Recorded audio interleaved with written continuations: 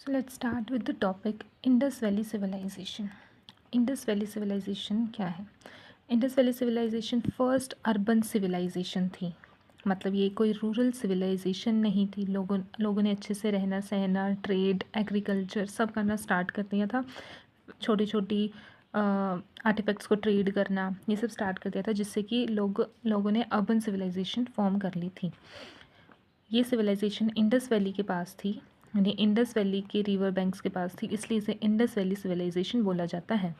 साथ ही इसे हड़प्पन सिविलाइजेशन भी बोला जाता है, क्योंकि इसका जो फर्स्ट टाउन इस सिविलाइजेशन का हमें मिला था वो था हड़प्पा इन 1921। एंड ये किसने एक्सकेवेट किया था? दयाराम साहानी ने, इसलिए इसे हड़प्पन सिविलाइजेशन भी बोला जाता है। ये वर्ल्ड्स अर्लीस्ट अर्बन सिविलाइजेशन थी। अगर हम इसके इंट्रोडक्शन पे आएँ तो ये जो सिविलाइजेशन थी ये स्टार्ट हुई थी 2500 BCE टू 1900 BCE ये चली थी। मतलब 2500 में स्टार्ट हुई थी एंड 1900 में ये डिक्लाइन हो गई थी। ये सिविलाइजेशन नॉर्थ वेस्टर्न रीजन्स में थी, इंडियन सब कॉन्टिनेंट के, मतलब अपर एंड वेस्टर्न पार्ट में। ये एक अर्बन सिविलाइजेशन है। इसका बहुत इंपॉर्टेंट फीचर है कि ये एक अर्बन सिविलाइजेशन है। इंडस वैली सिविलाइजेशन को जाना जाता था उसकी प्लान्ड सिटीज़ के लिए, ड्रेनेज सिस्टम के लिए, ट्रेड के लिए एंड उसकी अनडेसिफर्ड स्क्रिप्ट के लिए। इस सिविलाइजेशन की सिटीज़ बहुत ही प्लान्ड थी, अच्छे से प्लान करके बनाई गई थी। जैसे कि आज के टाइम में चंडीगढ़ जो सिटी है वो बहुत ही वेल प्लान्ड सिटी है, जैसे कि ग्रिड सिस्टम पे है, ऐसे ही ये बनाई गई थी। और इसका जो ड्रेनेज सिस्टम है वो बहुत इंपॉर्टेंट है, यहाँ से बहुत बार क्वेश्चन आता है। ड्रेनेज सिस्टम इनका बहुत अच्छा था, बहुत अच्छे से प्लान था, एडवांस्ड टेक्नोलॉजी का इन्होंने यूज़ किया था। अच्छे से कैसे पानी कैसे कहाँ जाएगा इकट्ठा होके, सब इन्होंने बहुत अच्छे से प्लान कर रखा था। एंड इसकी ये ट्रेड भी करते थे। एंड इनकी स्क्रिप्ट अनडेसिफर्ड थी। अनडेसिफर्ड मतलब स्क्रिप्ट को आज तक कोई भी पढ़ नहीं पाया है इनकी को। देन अगर हम इसकी लोकेशन की बात करें तो ये आज जो प्रेजेंट डे पाकिस्तान है वहाँ, north western India and Afghanistan के कुछ पार्ट्स में थी।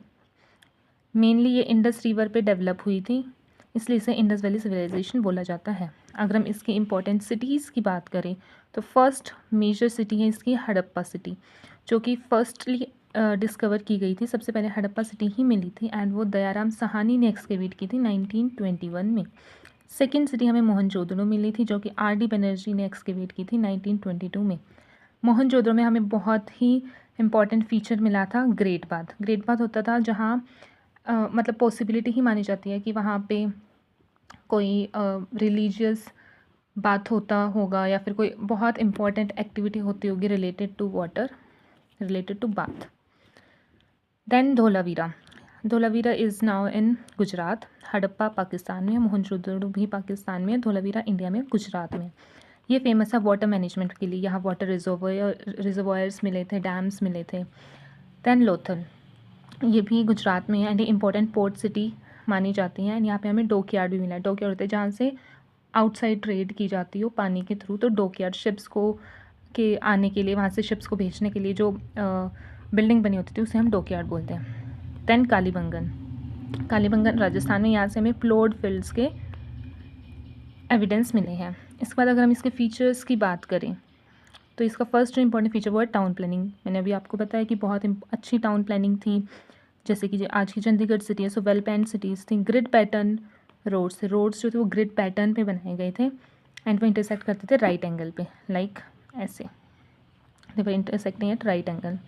जो भी रोड्स थे वो ऐसे थे एंड वो राइट एंगल पे सारे इंटरसेक्ट करते थे। एंड जो हाउसेस थे वो बेक्ड ब्रिक्स के बनाए गए थे। उसके बाद जो ड्रेनेज सिस्टम था बहुत ही एडवांस्ड था एंड सैनिटेशन सिस्टम भी अच्छा था कि कैसे वाटर कहाँ से रिमूव होगा, हाइजीन का पूरा अच्छे से ध्यान रखते थे। Then separate citadel and lower town. जो भी टाउन होता था, हर एक टाउन 2 पार्ट्स में डिवाइड था, citadel and lower town. Lower town में कॉमन पीपल रहते थे, सिटाडल में अपर क्लास के लोग रहते थे। जैसे कि ये टाउन है, ये 2 पार्ट्स में डिवाइड है। ये यहाँ सिटाडल बना था, ये अपर प्लेटफॉर्म पे था and lower town lower platform पे था एंड यहाँ कॉमन पीपल रहते थे। Then economy. अगर हम इसकी इकोनॉमी की बात करें तो एग्रीकल्चर ही इनका मेन ऑक्यूपेशन होता था, जैसे कि वीट, ग्राम, बार्ले, पी एक्सेट्रा। ये ट्रेड करते थे मेसोपोटामिया के साथ। सबसे इंपॉर्टेंट रीजन जो जिससे ट्रेड करते वो मेसोपोटामिया, बाकी पर्शिया, इजिप्ट, इनके साथ भी ये करते थे।